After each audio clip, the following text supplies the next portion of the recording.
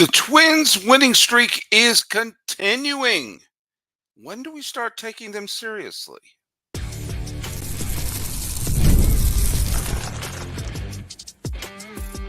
You are Locked On MLB, your daily MLB podcast. Part of the Locked On Podcast Network, your team every day. Hello, baseball fans. Welcome to Locked On MLB, part of the Locked On Podcast Network, where it's your team every day. This is the daily podcast. We talk about all of Major League Baseball. I am your host, Paul Francis Sullivan. Please call me Sully. I am a baseball podcaster and have been for well over a decade now, and this is my sixth full season here as a host here on the Locked On Podcast Network. Follow us at Locked On MLB Pods on Twitter, or whatever it's called now, and on Instagram, I'm your pal Sully. I'm at Sully Baseball on Twitter, Sully Baseball Podcast on Instagram. Today's episode is brought to you by our friends over at Monopoly Go. The fast-paced game lets you team up with friends for tournaments and unlock awesome prizes like unique stickers for trading, cool playing pieces, and hilarious emojis for taunting your friends. So download Monopoly Go now on Google Play and the App Store, and it's time to game on. Hey, also let's go through the trivia question. And the trivia question was this: when was the last time a team that was in first place on May 1st went on to win the National League pennant? And my friend Marcel, all the way in Switzerland, got it completely correct. You have to go all the way back to the 2016 Cubs. That's right, Obama was in office the last time a team was in first place on May 1 and won the National League pennant. There have been American League teams that have done it, but not the National League pennant, which shows you that being in first place doesn't always mean glory. There have been some wild, weird, and crazy turnarounds of some National League teams over the last bunch of years. The Minnesota Twins are on a wonderful winning streak right now. Wonderful winning, as they were losing at one point to the Chicago White Sox, and they rallied back, and they wound up winning the game. I believe it was a score 10-6, something like that. It was 10-5. It wasn't even 10-6. It was 10-5, and it was there was an error by the White Sox shortstop that opened the floodgates, and they are on a 10-game winning streak. Because remember, in late April, and remember, I'm recording this on March 1, so I'm not talking that long ago. I'm talking, 9 days ago. The Twins had lost 13 of their first 20 games. This is the defending division champion Twins. They lost to the Tigers, and they just didn't look good. And they had a pretty easy stretch coming up. The White Sox are dreadful, and the Angels are an absolute mess. So they took a look at this and said, all right, can we make up any ground? Can we at least start winning some games? Well, they won all 10 of them, which is exceptional. If you have a 10-game stretch and you go 6-4, you should feel pretty good. If you go 7-3, you go yes, because no matter who you're playing, I don't care if you're playing the Cub Scouts, you got to give credit for maybe one game here or there, but they won all 10 of them. And they are now 17-13, which makes more sense for the team that wound up winning the American League Central last year, and actually finally got off the schneid in terms of their long postseason win drought. I'm not talking about winning championships. I'm talking about winning a single postseason game. They hadn't won a single postseason game since 2004, and got the elixir, which is to play Toronto Blue Jays. I'll get to them a little bit later. But remember, they did advance, and they did not get swept by Houston. They actually split the first two games in Houston in the division series. Ober pitched okay, not great, but he gave him innings. He gave him 6 innings. And I like that. Stretch a pitcher out. Don't necessarily dip in your pen right away. But Stewart, Jackson, Oker wound up doing a great job. Miranda went 3 for 4, and I can never pronounce his name. Kirilloff. I think that's how you pronounce his name. I type it. I don't say it out loud. Castro, he homered. Correa got on base 3 times. Castro got on base 3 times. He got a triple. And, the team scored, basically outscored the White Sox 8-1 after the 5th inning. And the final score was 10-5. Now, it was not without incident. Byron Buxton is out, and Byron Buxton was playing in the way that everyone would hope he would play, and he left the game. And so we're going to have to see. I didn't see an update on him. The Twins have tomorrow off, so they're probably going to do a reevaluation. But this turn for the Minnesota Twins, which is a phenomenal turn for them, as they went on this recent 10-game winning streak.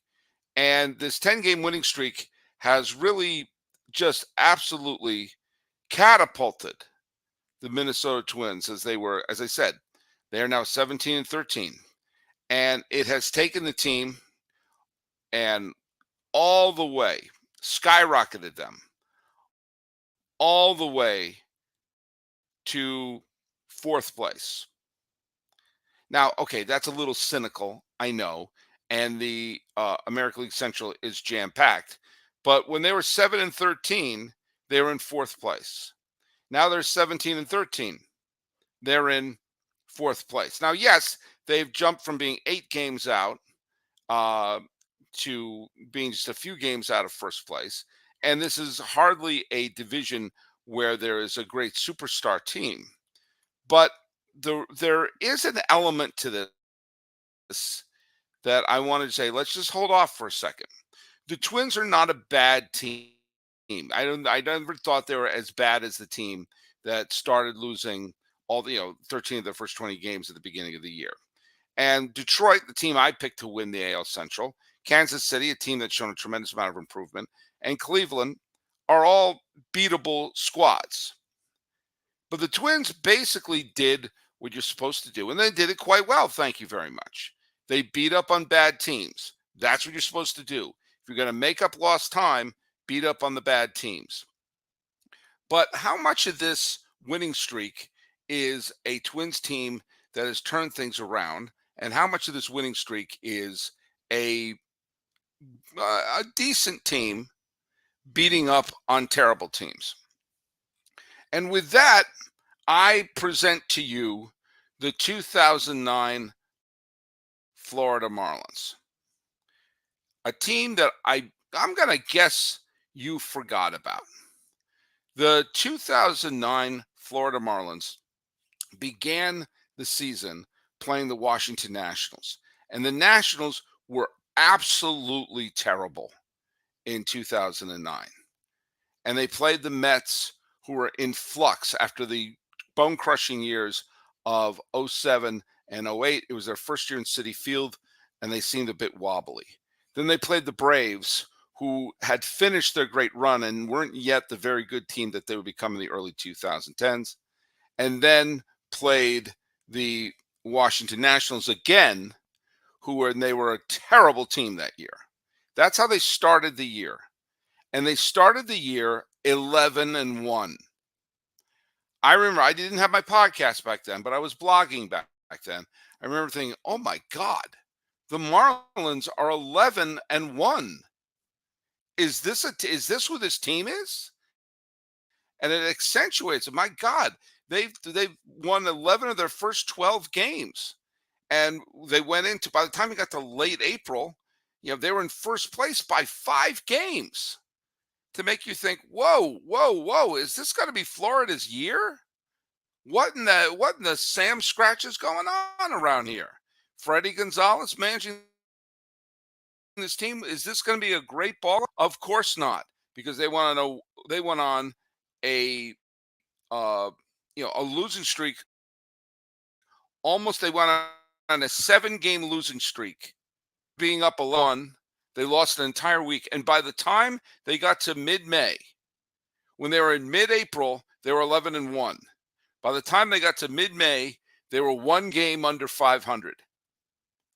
And it was essentially they took advantage of a bunch of bad teams and beat the snot out of them. Now, to be fair, the 2009 Florida Marlins did finish the season with a winning record and were on the in the run for a wild card in '09.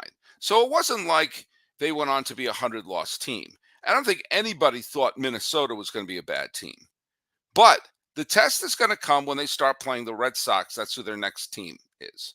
And the Red Sox are a flawed team, to be sure, but they're a team with a winning record, and they're a team that can pitch, and they are not the absolute dumpster fires of the teams that are playing in Anaheim. Sorry, they don't play in Los Angeles. And with the White Sox, they're going to play the Red Sox and see if this is indeed a very good team getting hot or a good team beating the snot out of terrible teams. And after the Red Sox comes a huge test for them, and that is the Seattle Mariners. And when we come back, I want to tell you exactly how tough a test that really is.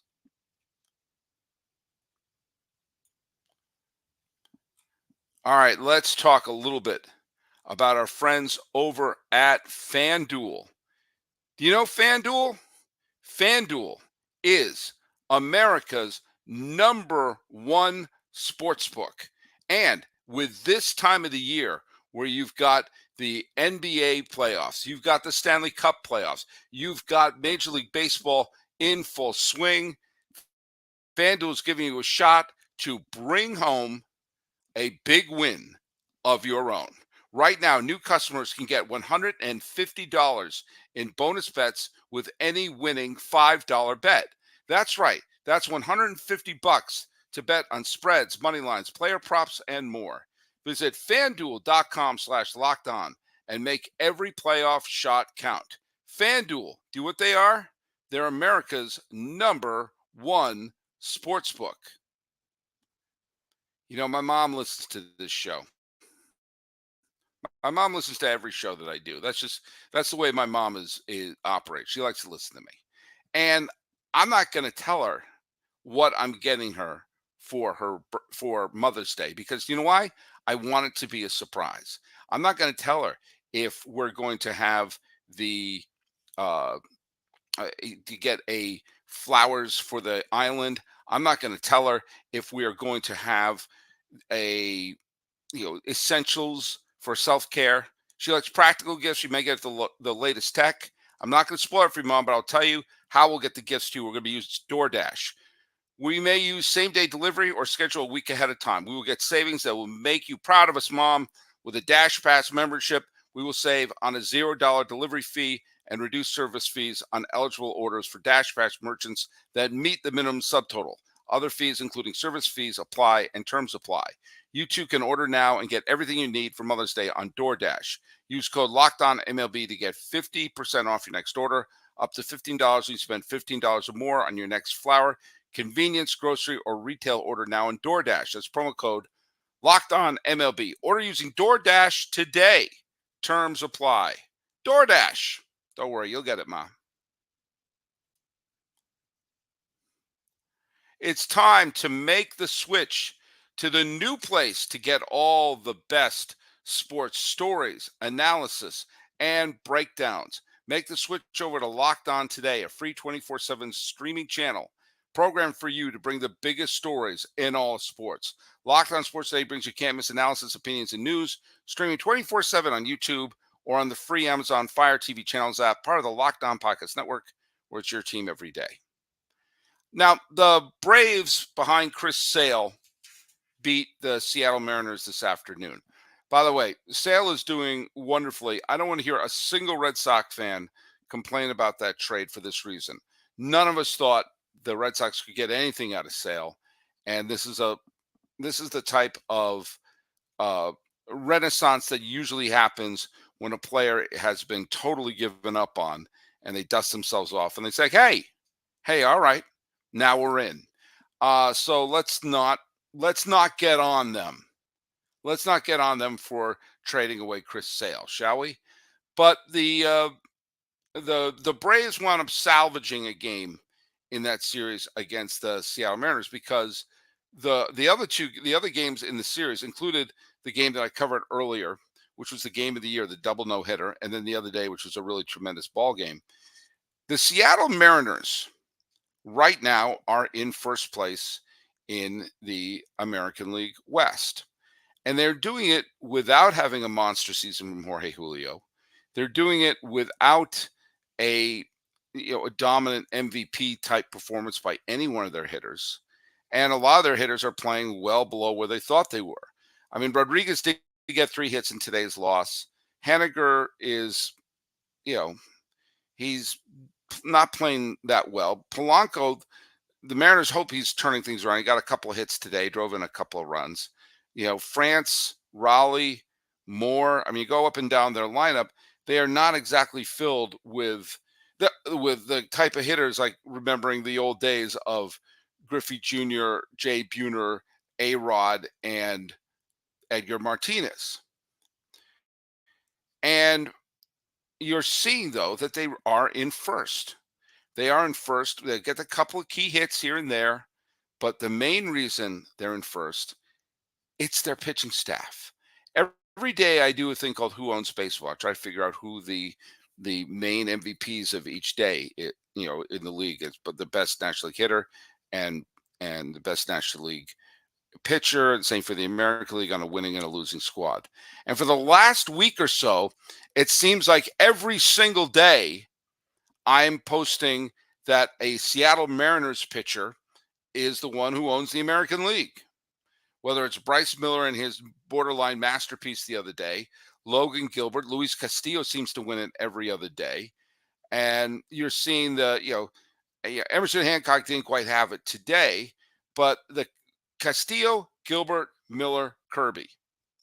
That is as good a starting 4 as you're going to have in the American League right now.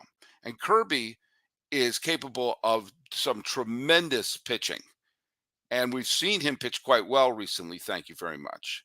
Now, Emerson Hancock right now, who was a first-round pick by the Mariners in 2020, and he pitched a handful of games last year, handful of games this year. They're hoping that he's making the transition. But the Mariners, they are playing in a way that is, it's kind of reminding me a little bit of Baltimore when they took advantage last year of some of the stalwarts not playing well, and they jumped to the front. Now they're only a little bit ahead of Texas. And we've seen that the Houston Astros have started to at least win a few games, starting with their trip in the Mexico series. But Seattle is the final mountain to climb in terms of pennants. Seattle is the final team to have never appeared in the World Series of all 30 franchises. And it's amazing when you think about the superstars who have gone through Seattle, as the aforementioned Griffey Jr., A-Rod, Edgar Martinez, also Ichiro, Felix Hernandez, Randy Johnson, all the great superstars who have gone through there. This is a relatively anonymous squad. Assuming that Julio Rodriguez turns around and plays like the superstar we know he's capable of doing. You take a look at this American League, and we have seen that teams that have had solid pitching have been the ones to go far in the way that the playoffs are presented these days. I can't help but think if the Mariners put into their lineup one big thumper into that lineup, whether or not this team would sort of become the situational hitting, good, smart hitting team that has a big thumper in the middle of it and can pitch their way to victory. And when you take a look at, there's some like two huge thumpers of the recent past who are having down years and are about to be free agents, whether it's Pete Alonso or Paul Goldschmidt. You wonder if they got traded to Seattle. And whether you want Ty France to stay at first base, maybe you move him to the DH. I don't know. But I'm thinking about a slugger like one of those two who realize this is probably their last chance at a big, huge contract. They've had letdowns. And you know what? They're not going to cost much. That's, of course, one of the great sins of St. Louis is they've traded away to get the great Paul Goldschmidt to be in the fold. And now they're probably going to have to give him away for pennies on the dollar without a single trip to the World Series. And Pete Alonso, one of the more popular Mets to be brought up through their farm system, but has not turned into the overall superstar that they thought he would be, and maybe getting something for him and letting him be cut loose as the Mets continue their great rebuilding process. These could all be things that could help the Seattle Mariners.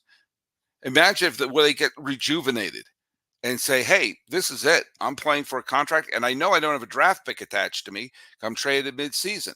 So maybe having someone like that could spark the club and spark the offense. Because one thing they have is the pitching. And maybe if you get one more decent reliever for depth in there, Munoz has actually been pitching well out of the bullpen. Voth has been pitching well out of the bullpen.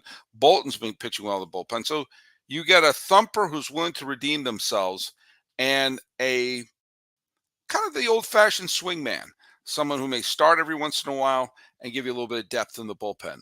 And all of a sudden, you'd have to look at this team with that pitching staff and say, they are going to win a lot more than they lose. But here comes the weird rub. With that, we are going to see, are they a legit pennant contender? And as they clash with Minnesota, you're also going to see and ask, are the Twins legit contenders? It's all things to think about. But the way that the Mariners pitching staff is set up, I got news for you. I feel pretty confident about them. I know it's only May, but they have the pitching to do something.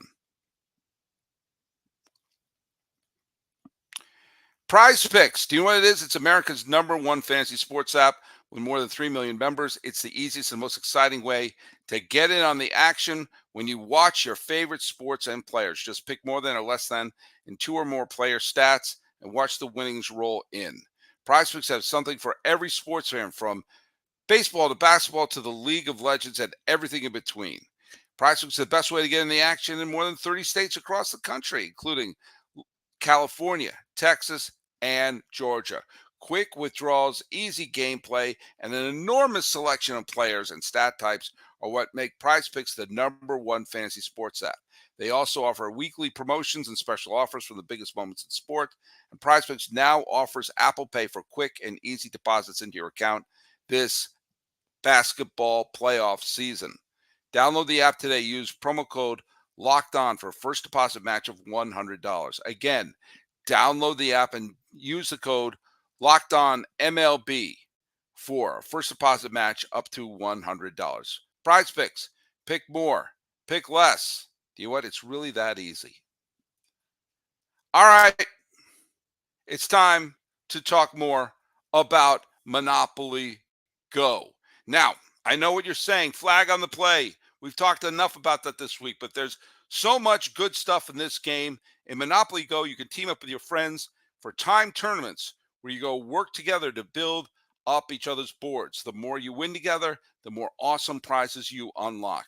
There's so much to get. Unique stickers you can trade with friends to complete albums for big prizes, cool new playing pieces to travel the board with, hilarious emojis for taunting friends when you smash their buildings or heist their vault.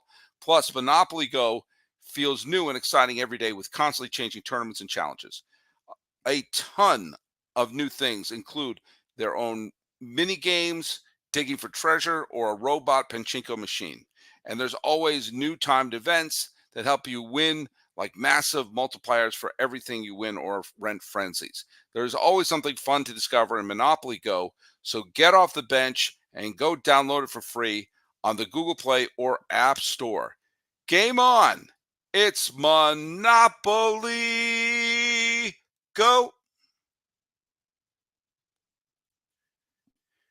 Hey, this is a reminder that Locked On has begun the first ever national sports streaming sports channel 24/7, and now it's available on Amazon Fire TV and the free Fire TV channel app, as well as YouTube. Locked On Sports Day is here for you 24/7, covering this top sports stories of the day with local experts of Locked On, plus our national shows covering every league.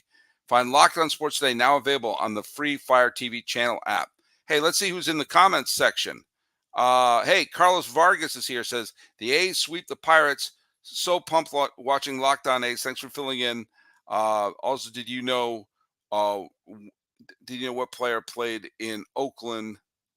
Can't wait to face the Mariners. Let's go Oakland.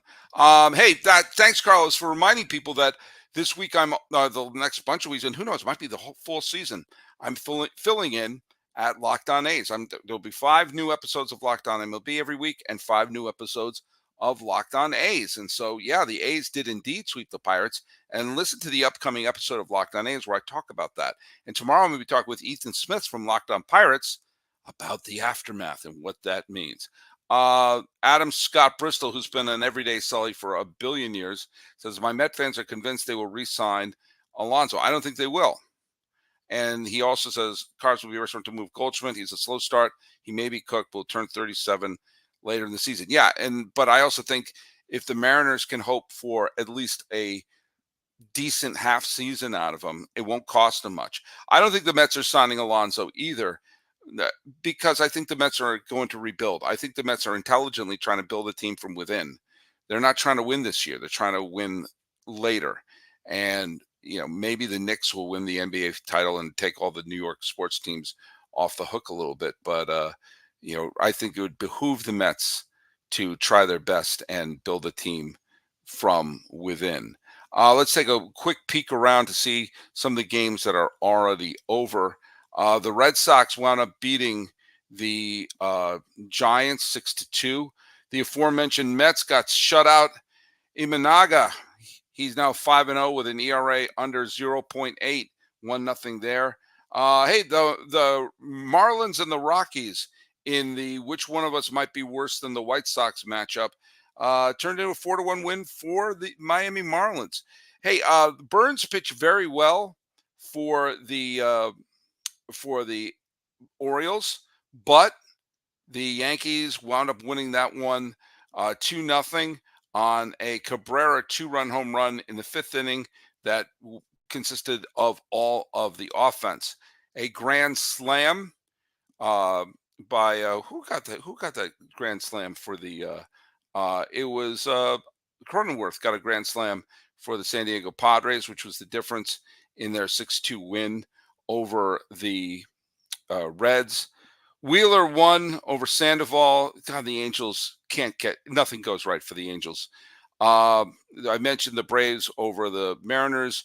The Brewers wound up topping the Rays. There's something weird happened with the Rays. This was Ray pitched wonderfully. Ray beat the Rays. Who knew? Also out there, the Tigers are still, they're still 5 games over 500. 4-1 win over the Cardinals, who are really, really scuffling right now. And the Blue Jays lost again. The Blue Jays are now 2 games under 500, and they just don't look good. And I've said it before. I think they need to make a change there. I think this is more than just 1 year's worth of evidence. But there you go. There's a little earlier show, and today's trivia question has to do with the Twins and a World Series title. Minnesota, the franchise had won a World Series when they were the Washington Senators. The first time the Minnesota Twins won the World Series was 1987. And on that team, 3 players played on the 1987 team who are currently enshrined in baseball's Hall of Fame. Which 3 players played for the 1987 Twins are currently members of the Baseball Hall of Fame? That's your trivia question. Put it down here on YouTube or mark it down at Locked On MLB Pods on Twitter or on Instagram. I'm your pal Sully at Sully Baseball on Twitter, Sully Baseball Podcast on Instagram. This isn't hate towards the Twins. This is respect that they won all those games. Now we're going to see if it's a legit turn to contention or them doing what they're supposed to do, and that is beat worse teams. This has been Locked On MLB. I am your host, Paul Francis Sullivan. Please call me Sully.